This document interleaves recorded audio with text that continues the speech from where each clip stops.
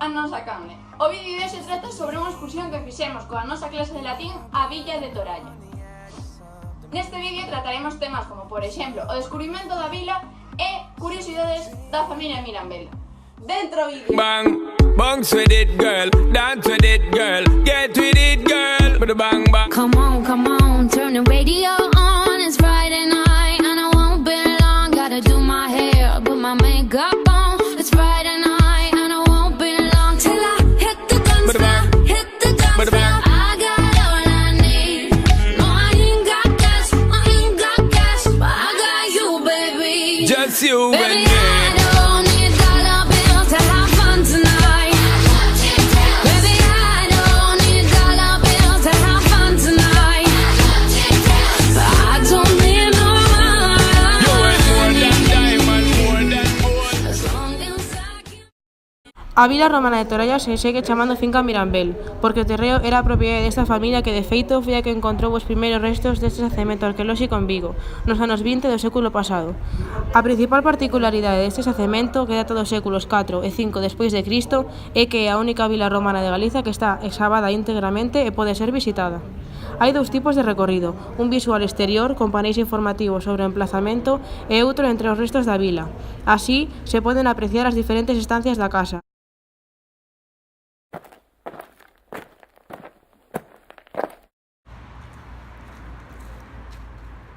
Pero que pasou aquí?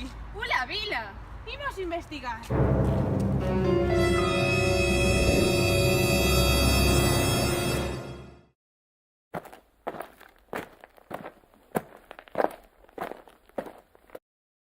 Aquí temos a Vila Romana.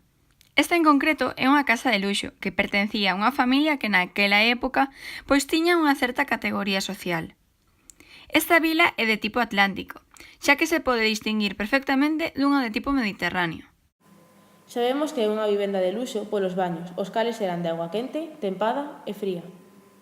Na sala do baño frío consérvanse parte duns mosaicos atopados na escavación.